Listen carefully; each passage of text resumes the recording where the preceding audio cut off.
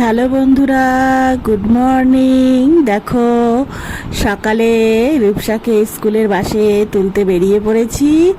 সকালবেলা কি ভালো লাগছে, পরিবেশটা দেখো কি শান্ত, আর সকালটা একটু ঠান্ডা থাকে। এত গরমের মধ্যেও কিন্তু সকালটা খুব সুন্দর থাকে। এখন রাস্তায় খুব কম মানুষই চলাফেরা করছে, কারণ 6:10-15 বাজে এখন। তো যাই হোক, রূপসার স্কুলটা একটু তাড়াতাড়ি হচ্ছে গরমের জন্য। ওরা 11:30টায় ছুটি হয়ে যায়, ওরা 12টার মধ্যে বাড়ি চলে আসে। তো সেই কারণে ওরও সুবিধা হয়েছে, আমারও সুবিধা হয়েছে। তো রূপসা বাস এসে গেছে প্রায়। দেখো, রূপসার বন্ধু দাঁড়িয়ে পড়েছে। বাস এসে গেল, রূপসা উঠে গেল, আমার এখানকার ডিউটি শেষ হয়ে গেল। তো চলো গুটি গুটি পায়ে বাড়ি চলে যাই। আর বাড়ি যেতে যেতে দেখাই, দেখো এখন সকালবেলা তো একটু ঠান্ডা ঠান্ডা পড়ে, সবাই কিন্তু ঘুমায়। এই সময় খুব কম মানুষই ওঠে। অন্য সময় তোমাদের দেখিয়েছি সবাই দরজায় জল দেয়, কিন্তু এখন দেখো দরজায় জলও দেওয়া নেই, কিছুই নেই। তার মানে সবাই সকালে ঘুমোচ্ছে। সারা রাত তো ও হাঁসফাঁস হাঁসফাঁস করে, আর দেখো সূর্যটা ওইখানে ঝলমলিয়ে উঠছে, আমাদের সোলারে এখনো পড়ছে না। তোমরা এর আগেও দেখেছো, আমি যখন দেখাই এখান থেকে সোলারের উপর, তখন তো রূপসা একটু বেলায় করে স্কুল যেত, আর এখন ভোরবেলায় চলে যাচ্ছে। তো আমি উঠি তাও 4:30 বাজে, রূপসার পাপা 4টের সময় ওঠে। তো দেখো আজকে ব্রেকফাস্টে কি খাবো ঠিক করেছি বলো তো? ছোলার ছাতু খাবো, অনেক দিন খাইনি। তো আমরা সবাই একটু একটু করে বেড়ে নিয়েছি। মুড়ি দিয়ে ছোলার ছাতু মেখে খেতে খুব ভালো লাগে।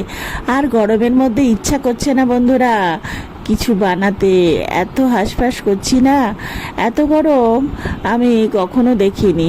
দেখো আমি ছাতু মেখে নিলাম, ছাতুটা একটু নুন চিনি দিয়ে মেখেছি। রূপসার পাপা শুধুই খাচ্ছে, কিন্তু মুড়ি দিয়েই খাবে, আর আমরা ছাতু নুন চিনি দিয়ে খাবো। তো দেখো আমি হাতে করে মুড়ি নিচ্ছি, আমার মুড়িগুলো সবই বাইরে পড়ে যায়। আমি ভাত ওইভাবে হাত দিয়ে খেতে পারি না, ভাত হাত দিয়ে তুললে হাত তো মুঠো হয় না, আঙুলগুলো কাজ হয় না, তাই জন্য আমি চামচে করে খাই। তো ছাতুটা খেতে ভালোই লাগছে বন্ধুরা, তোমাদের দেখিয়ে দেখিয়ে গরমে একটু ছাতু খাচ্ছি। তোমরাও খেও, আমাদের এখানে না প্যাকেটের ছাতু পাওয়া যায়, আর সঙ্গে সঙ্গে মোটরসাইকেলের মধ্যে নিয়ে আসে, ওই ছাতুটাও খুব ভালো লাগে। চলে আসলাম বন্ধুরা, এইবার আমি পনির রান্না করব। দেখো পনিরটা আমি সাইজ করছি, কারণ রূপসার পাপা সাইজ করে ঠিকই, আমার পছন্দ হয় না। আমার মনে হয় একটু বড় বড় করলে না তারই একটু পনিরটা ভাজাও হয়ে যাবে, আর ওদের পাতে দুটো টুকরো দিলেও ওদের মন ভরে যাবে, কারণ ওরা দেখবে বড় বড় পনিরের টুকরো মা দিচ্ছে। আর যেহেতু ওরা পনির খেতে খুব ভালোবাসে, তো যাই হোক আমি পনিরটা, রূপসার পাপা বললো তুমি সাইজ করো, তোমার সাইজটাই ওরা খুব পছন্দ করে, তাই জন্য আমার জন্য রেখে দিয়েছে। দেখো আমি অসুবিধা হলেও আস্তে আস্তে খুব ধীরে ধীরে কাজটা করব। আমার সব কাজই করতেই টাইম লাগে, তাই জন্য আমি ধরো যে কাজটা 6টার থেকে করতে হবে, সেটা 5:30টার থেকে আমি স্টার্ট করে দিই। রূপসার টিফিন আমি আগে আগে স্টার্ট করে দিই, আমি জানি শেষ করতে পারবো না, ওর বাস চলে আসবে, স্কুল মিস হবে, তাই জন্য আমি অনেক আগের থেকে উঠে সব কাজ সেরে নিই। এই নাই যে আমি খুব এক্সপার্ট কাজের, খুব তাড়াহুড়ো করে কাজ করে দিতে পারবো, তাই জন্য আমি সেই রকম এক্সপার্ট এখনও হতে পারবো না, কারণ আমার হাত দুটোর অবস্থা তো তোমরা দেখছো। তাই জন্য আমি কাজ সবই করি সময়ের আগে করি। যে কাজটা আমার 9টায় করার কথা, সেটা আমি 8টা থেকে শুরু করি, তাহলে আমি টাইম বেশি পেয়ে যাই। টাইম বেশি পেয়ে গেলে কি হবে, কাজটা আমার পুরোপুরি কমপ্লিট হবে, আর ধীরে ধীরে করলে কাজটাও ভালো হবে, হিজিবিজি কাজ হবে না। তো যাই হোক দেখো আমি এইভাবে ধীরে ধীরে পনিরগুলো কেটে সাইজ করে নিচ্ছি। পনিরটা আমি একটু ভেজেই নেবো, না হলে না একটা কেমন যেন গন্ধ গন্ধ আসে, আমার ভালো লাগে না, আর আমি ভেজে নিই, তাই জন্য ওরাও দেখি কি যে কিছু বলে না। আগে না পনিরগুলো এতটা গন্ধ আসতো না, এখন মনে হয় কি জানি আমরা তাও লোকাল জায়গা থেকেই পনির নিই, প্যাকেট করে বন্দি পনির আমি খাই না, অনেক দিন ধরে থাকলে খাই না। ধরো কাল রাতে কি তার আগের দিন রাতে করেছে পনির, তো ওটা চাপ দিতে একটু টাইম লাগে, সেই পনিরটা পাশের দোকান থেকে নিয়ে আসি যে ভালো হবে। সেই রকমই অনেক দিন অনেক দূর থেকে পনির আসলে সেই পনিরটা আমার ভালো লাগে না, কেমন যেন একটু গন্ধ গন্ধ লাগে। তো যাই হোক, পনির নিয়ে অনেক কথা বলে ফেললাম। আর আমরা সপ্তাহে 3 দিন 4 দিন এখন পনিরই খেয়ে ফেলছি। কি রান্না করব বলো বন্ধুরা, গরমে কিছুই ভালো লাগছে না, হাঁসফাঁস করছি। আর পনিরটা খুব সহজে হয়ে যায়, ওই জন্য ওরাও খেয়ে নেয় দেখি। এক তরকারি ভাত করি, তাতে ওদেরও ভালো লাগে আর আমারও শর্টকাট হয়ে যায়। আর একটু পনির করলে বেশ ভালোই লাগে। তো যাই হোক, মাছ মাংস তো করতে টাইম লাগে, তবু মাছটা আবার ভাজতে হয়, মাছ ভাজতে অনেক টাইম লেগে যায়। আমার না গরমে না সারা গা ফোসকা পড়ে যাচ্ছে, যত গরম বাড়ছে ফোসকা সেরে যাচ্ছে, আবার দেখি গরম পড়লেই আবার ফোসকা পড়ে যাচ্ছে, আগুনের ধারে দাঁড়াতেই পারছি না। তো সাইডে দেখো দুটো শশা কেটে রেখেছি। একদিন জোজো জানি, জোজো খুব সুন্দর শশা খেয়ে নেয়, আবার একদিন ফেলে দেয়, কুচো কুচো করে দাঁত দিয়ে ফেলে দেয়। যে যাই হোক, ওদের জন্য শশাটা রেখেছি কেটে, ফ্রিজ থেকে বের করে। দেখো পনিরগুলো সাইজগুলো কেমন হয়েছে বলো। তো আমার তো খুব পছন্দ, একটু বড় বড় পনির হলো, ওদের পাতে দিলে ওদেরও মন ভরে যাবে আর আমারও তাড়াতাড়ি হয়ে যাবে ভাজাটা।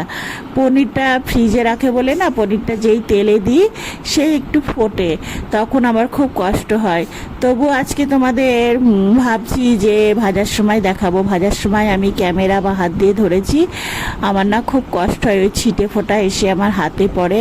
একে তো পোড়া হাত, তার মধ্যে আবার ছিটে ফোঁটা পড়লে আরও কষ্ট হয়, আর তার মধ্যে এই গরম। তো যাই হোক, তোমাদের শেয়ার করব বলে একটু কষ্টই করে না হয় শ্যুটটা করে নিলাম। তো দেখো, আমি হালকা হালকা ভেজে নিই যাতে কোনো গন্ধ না থাকে, আর পনিরটা তাহলে ঝোলের মধ্যে দিলে ভেঙেও না যায়।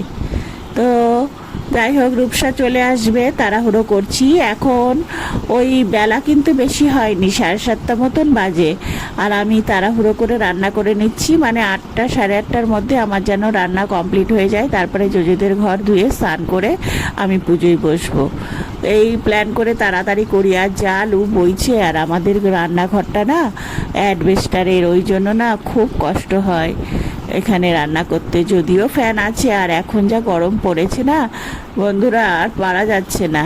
তো যাই হোক, দেখো আমি এইভাবে, দেখো পনির থেকে না ভীষণ তেল বেরোয়, আমি অল্প তেলেই করছি, কিন্তু কখনো দেখো তেলটা কমে যাবে না। তো এই একটা মজা পনির ভাজার। কিছু কিছু মাছ আছে, যখন আমি ভাজি মাছের তেলেই মাছ ভাজা হয়ে যায়, তো তখন দেখি মাছ ভাজা করতে করতে আলাদা এক্সট্রা একটা তেল বেরিয়েছে, যাতে আমি এক্সট্রা কোনো তেলই ঢালতে হয় না। তো পনির ভাজতে গেলেও তাই হয়। তো যাই হোক, দেখো যাদের এই দুধের ব্যবসা বা যাদের বাড়িতে গরু আছে, তাদের কিন্তু পনির খুবই সস্তা খাওয়া। আমাদের বাড়িতে যখন গরু ছিল তখন পনির, ছানা, দুধ, ঘি, মাখন কি খাবো, মানে ফেলে ছেড়ে খেতাম, এত ছিল। তো যাই হোক, বাবা মা থাকতে আমরা দুধ প্রচুর খেয়েছি, আমাদের বাড়িতে দুটো গরু ছিল, সেই সব দিনের কথা ভুলতে পারবো না। তাই জন্য না বুঝতে পারি কোনটা আসল কোনটা নকল। এখন যদি কেউ ঘি খাওয়ায়, মানে যে কোনো ঘি খেলেই বুঝতে পারি যে এই ঘিটা নকল আছে, সব কিছুই তো এখন ভেজাল হয়ে গেছে। তো যাই হোক বন্ধুরা, খুব ছিটকাচ্ছে জানো তো, তোমাদের শেয়ার করছি ঠিকই, ওই ছিটে ফোটা হাতে আসতে, যাই জন্য ক্যামেরাটা বেঁকে যাচ্ছে। তো আজকে এই ভিডিওটা পুরোই শেয়ার করলাম, কারণ আমি কোনো ফাস্ট ফরওয়ার্ড করলাম না। দেখো, আমি অনেক টাইম নিয়ে একটা কাজ করি, সেটা তোমাদেরকে শেয়ার করলাম। তবে কাজ করতে খুব আনন্দ লাগে, আমি কাজে, যে কোনো কাজে আনন্দ করেই করি। এই যদি ছেঁড়া বেড়া করে করি তাহলে রান্নাটাও ভালো হবে না, আর এটা আনন্দ করে করলে দেখো রান্নাটা ভালো হবে, কাজটাও করতে ইচ্ছা করবে। তো যাই হোক বন্ধুরা, আমি তো প্রতিটা কাজ যখন যেটা করব তখন সেটা নিয়েই ভাবি। তোমরা কি করো তোমরা জানিও। দেখো মোটামুটি পনির ভাজা আমার শেষ হয়ে এলো, আর এই হালকা হালকা একটুখানি ভেজে নিলাম। এইবার তরকারিটা মানে পনির ঝোলটা করে নেবো। তো চলো, হয়তো পরে আর দেখাতে পারবো না, কারণ আমার এরপরে অনেক কাজ আছে, ফোন চার্জে বসিয়ে দেবো। যেটুকু পারছি তাই এখনই শেয়ার করে দিচ্ছি। আর ওইদিকে জোজোরা ঘরে ঢুকিয়ে দিয়ে এসছি ওদের ফ্যান ট্যান চালিয়ে, কারণ ওদেরও আমি খুব যত্ন করি। কখনো ওরা কিছু বললে আমি তো বুঝতে পারি আমরা এত গরমে থাকতে পারছি না, ওরা কি করে থাকে বলো, তাও স্নান টান। বন্ধুরা, সেই সকালবেলা 7:30টার সময় যখন রান্না করছিলাম তখন তোমাদের সাথে গল্প করছিলাম, মানে গল্প করছিলাম বলতে তখন ভিডিও শ্যুট করেছি। তারপরে সারাদিনে কি হয়েছে না হয়েছে কিছুই বলা হয়নি, দেখানোও হয়নি।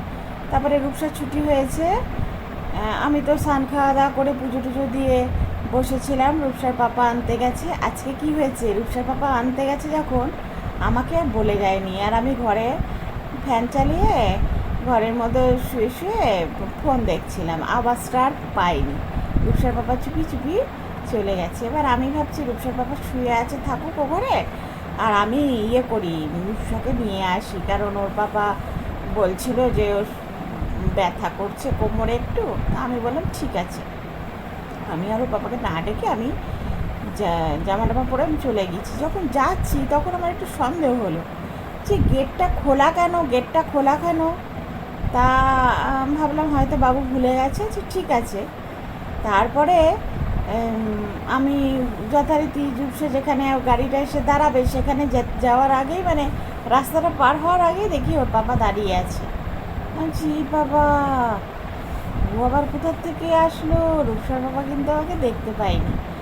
আমি তাড়াহুড়ো করে আবার পিছন দিকে একবার তাকিয়ে সাই সাই করে পা চালিয়ে বাড়ি চলে আসলাম। না ঠিক আছে, বাড়ি এসে আমি জামা কাপড় চেঞ্জ করছি, করে টোরে মানে জামা কাপড় চেঞ্জও করা সারা, আর রূপসাও চলে এসেছে।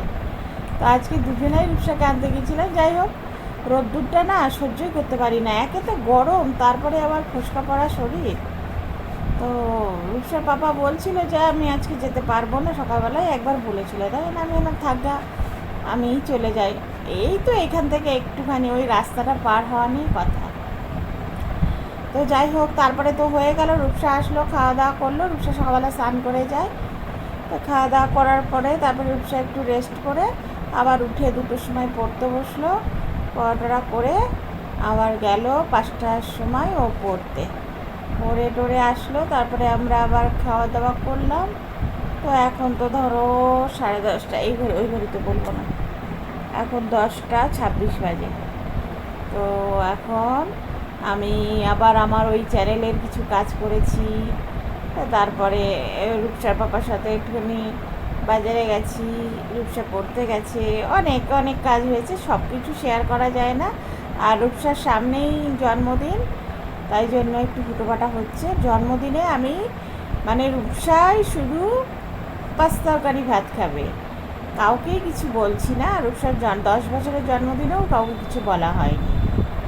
আর রূপসার পাপা বলে আমি এতটাই অসুস্থ, আমি আবার বলবো কষ্ট হবে, তাই জন্য আর বলি না। তবে রূপসাকে 5 তরকারি ভাত সব কিছুই মানে মেনে টেনে দেওয়া হয়।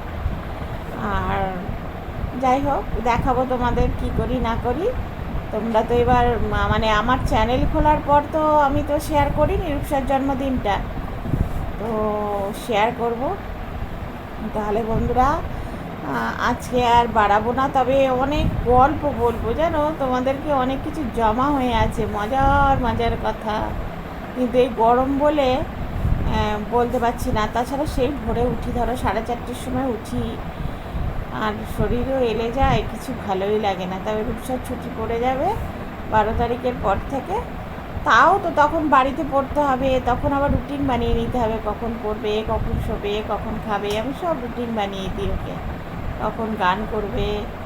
তো তাহলে রূপসা শোয়নি এখনও, এখন তো টাইম পাচ্ছে ও বাড়িতে শোয়ার, 12টার মধ্যে বাড়ি চলে আসছে, আর আগে তো টাইম পেত না। তো রূপসা শোয়নি, কিন্তু ও সাইডে আছে, ও গুড নাইট বলে যাবে। তাহলে বন্ধুরা গুড নাইট, আমি বলে দিচ্ছি গুড নাইট। রূপসা বল বাই। ও বলে দিয়েছে, ক্যামেরার সামনে আসলো না, জামাটা খুলে আছে, তো বলছে আমি আর ক্যামেরার সামনে আসবো না, তো আমি বলে দিচ্ছি। তাহলে খুব খুব ভালো থেকো বন্ধুরা।